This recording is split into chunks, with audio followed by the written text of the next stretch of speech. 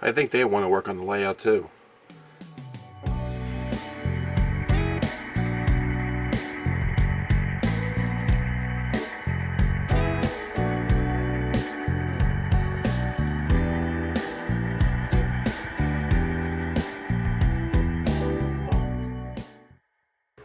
Hey everyone, Joey G with Touch of the Brush Model Weathering, and welcome to the layout. And here we are, we're adding some of the roadbed. First I'm outlining the track. Pretty important before you put down your roadbed. We're going to be hammering in the roadbed in this part of the layout. The other part has foam, and this is the extension, and so it's just plain plywood. So outlining it, and then we're going to add the glue and then hammer in the roadbed. And you can see here, look like I failed art school because I'm not making really nice straight lines here.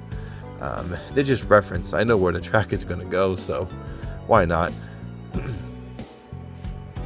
That's going to be the warehouse back there. And here, for $6, I got this big jug. I think it's a gallon of Elmer's glue. Oh my gosh, here it comes. Oh, looked like it was going to hit the camera. So what you want to do here is I just put a nice big line of glue, and then I took a putty knife. A piece of cardboard will work just fine.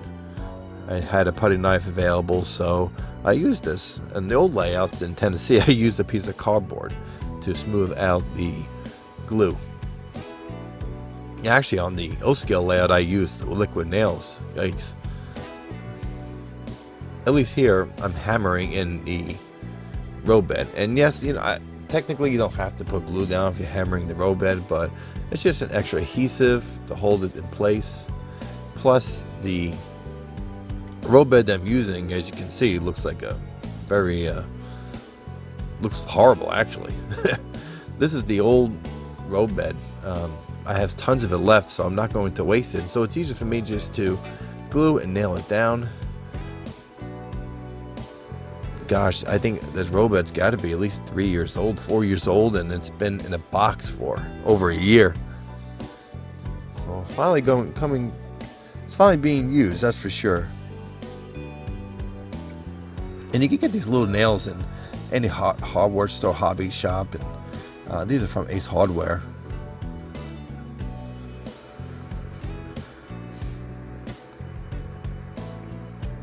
I would say they're about maybe a ½ inch long, maybe a little longer, so it's definitely enough to hammer into the wood. Normally I would use foam, and foam, there's so many ways you can add the roadbed, and one of the ways is liquid nails or a lot of Elmer's glue, and then you can duct tape the roadbed to the ground, to the base of the benchwork. That's one way you can do it, actually. And another way can be using push pins and thumbtacks or really long nails, just pushing it to the foam. So I've used all techniques, and I had so many little nails left over. I just used them and put them inside the foam and into the wood here. And this is the main line that I am laying right now. I'm really excited about the track plan. It is very simple. It's really a main line with a runaround. I would say about 5 industries, but there's going to be a lot of operations involved, and it's not just going to be pulling cars in and out. When I have the cassette in place, an operating session will be basically pulling a mainline train will come out of the cassette onto the layout, maybe dropping off a few cars. Then you have to have the switch engine switch the cars in and out of the industries, and then you make up a train. Some cars may have to be taken off the cassette, which is the storage, and maybe placed on the train or taken off a train. So there's a lot of operations, and which is 8x8x8 U-shape, I can probably have about 3 operators if I really wanted to. And here I have a lot of the long pieces from the old layout I'm going to use for those long straightaways. And here I'm using some shorter pieces just to fill in. This is just the inch facility here.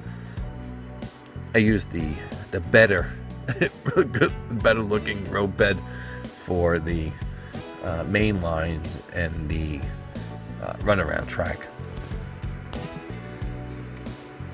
And I'm sure there's a lot of river counters, a lot of guys going to look at this and go, oh my gosh, what is he doing? He should just buy new stuff. I'm not going to buy anything new, and especially the way the post office is right now and shipping and all the craziness. Plus, it's expensive. Roadbed is very expensive.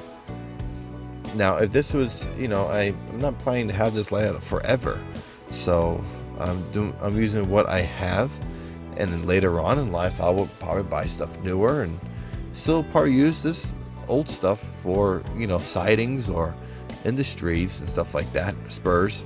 I don't see anything to be wasteful. There's no need to be wasteful.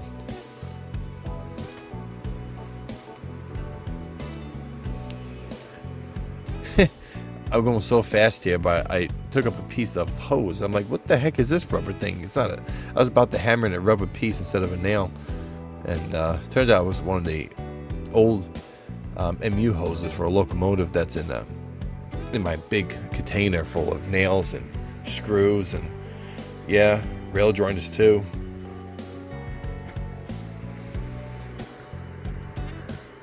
I think this is about 4 layouts worth of roadbed. Come to think of it, I think 2017 is when 2017 is when I bought that, and I had that U-shaped layout in Nashville, and then when I moved down to Smyrna, I had that huge round-the-wall layout, and then a 6x9 foot with extensions after that, before moving to Arkansas. So yeah, this is finally being used.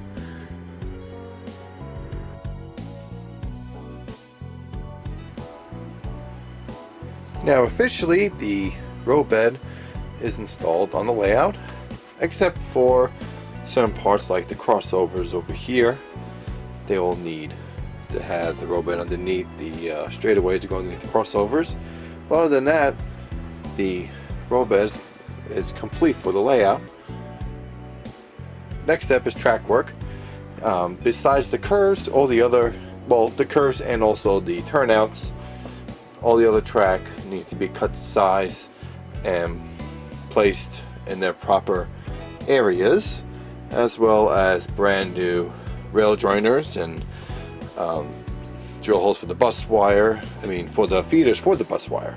So that will be the next step, and that will be the next video. So guys, thank you so much for the support and the patience, and follow along this journey as I build this layout. This is Joe with you, Touch of the Brush Model Weathering. You guys have a great week. Touch of the Brush Model Weathering welcomes you to follow us on all social media platforms.